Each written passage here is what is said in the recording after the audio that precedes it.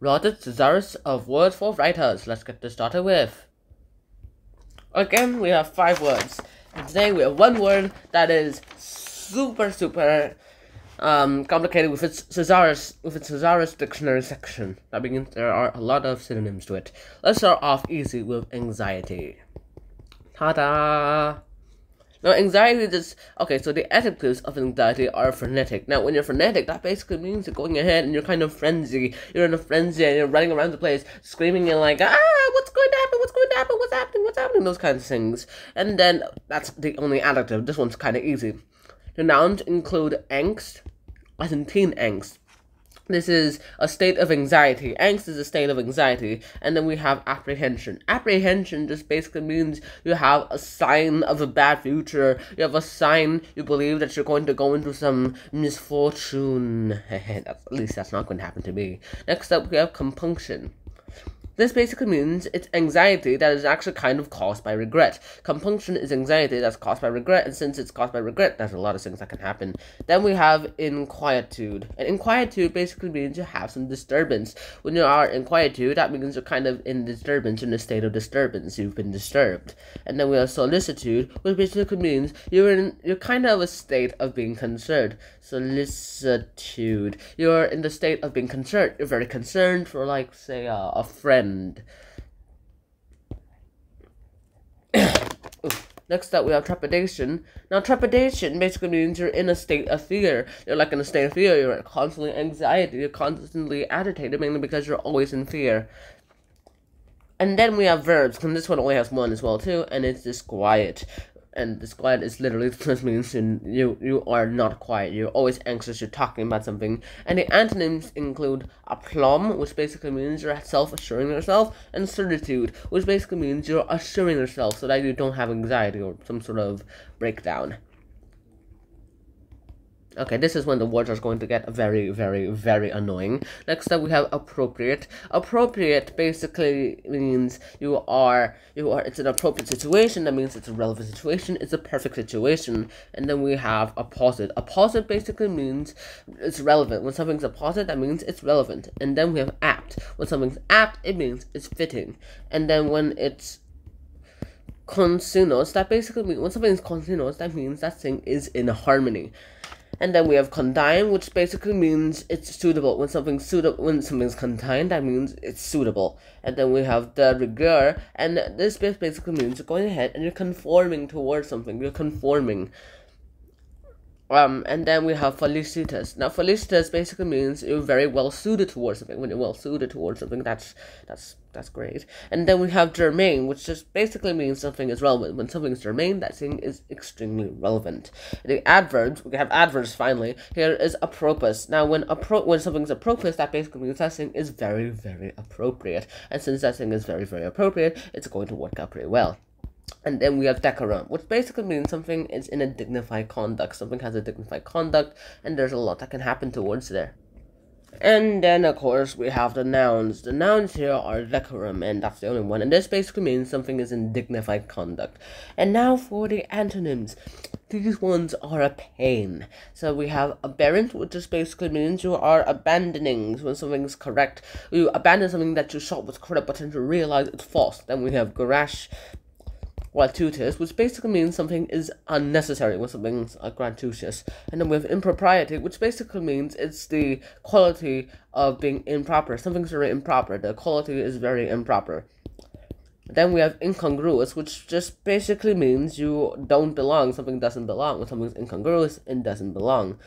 And then we have solecism, which basically means you deviate from an actual normal thing. And then we have unseemly, which just basically means something doesn't seem as it is. Fair is foul, foul is fair. Heavens to the air and heavens to the fog and filthy air. Something like that. And then we have unsuitable. That's an antonym to appropriate. Alright, next up, our next set of words is approval.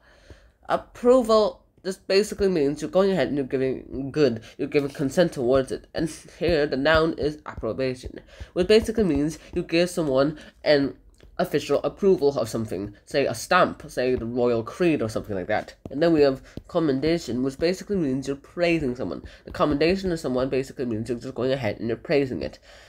And when you are imprimatur, that basically means you're going ahead.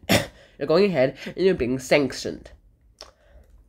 Alright, next up we have the verbs, which basically means acclaim. Here we have acclaim. Acclaim just basically means you're applauding something or someone. And then we have countenance, and this just basically means you're going ahead and you're indicating the approval of something.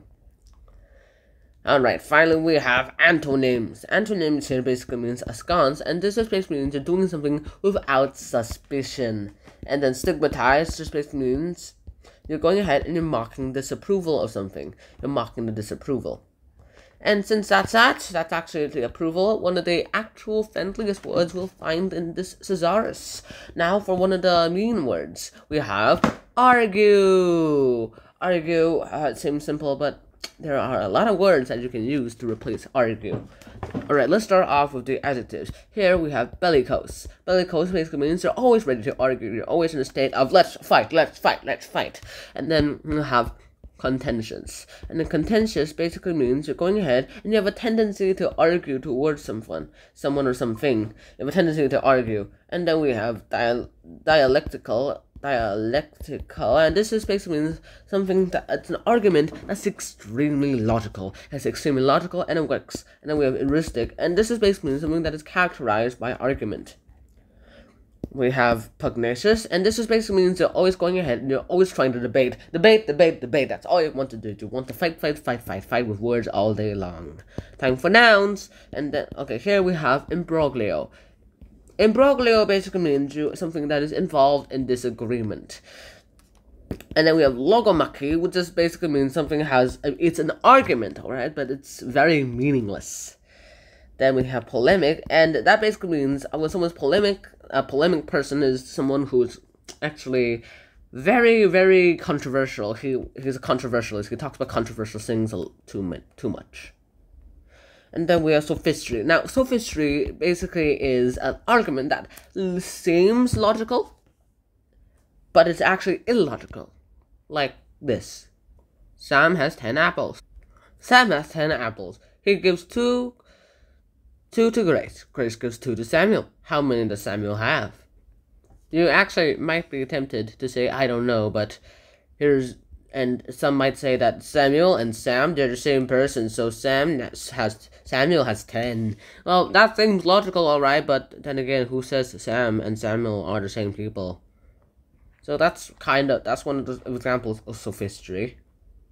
And now it's time for the verbs. Here we have controvert. Controvert basically means you're kind of controversial. And then we have expostulate, and this is basically means you're reasoning something very earnestly. You're reasoning so earnestly that it seems real. And then we have oppugn, and this is basically means you're going ahead and you're reasoning against. Quibble basically means you're arguing over minor things.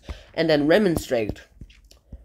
That basically means you're going ahead and you're protesting something. When you're protesting something, that actually works out as well too. And then we have the antonyms. The antonyms here basically means incontestable. Incontestable basically means you're kind of unquestionable. And since you're unquestionable, that actually kind of works out pretty fine as well too. And then we have indubitable. Indubitable, that basically means you're going ahead and something is absolutely unquestionable.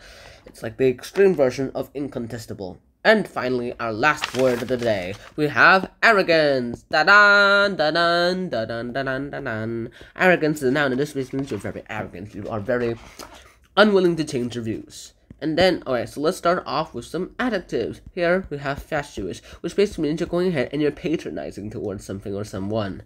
Then we have haughty, and this basically means you're going ahead and you're very snobbish, which is not a good thing. Next up, we have imperious, and this just basically means you're very dictatorial. You're a control freak. You want to control everything that happens towards you in your life, and other people's lives as well too. And then we have presumptuous, and this basically means you're going ahead and you're kind of too bold. You're very bold. We have supercilious, and this basically means you have a low opinion of something or someone. And time for the nouns. Here we have braggadocio, and this basically means you're bragging, except it's terrible bragging. It's a lie. And then we have jackanapes. Jackanapes basically means you are a very arrogant person. A jackanapes is a very arrogant person. That sounds a lot like jackass. Next up, we have unassuming. And unassuming is not a noun of arrogance, but it is, you guessed it, antonym. And of course, when you're unassuming, that basically means you're going ahead and you're changing towards someone without any suspicions, which is usually not what a lot of people would actually do. And so that is the end of Roger Cesaris of Words for Writers, and until next time, Shana, peace, bye-bye. Please tell me you learned something new today. Please, please, please.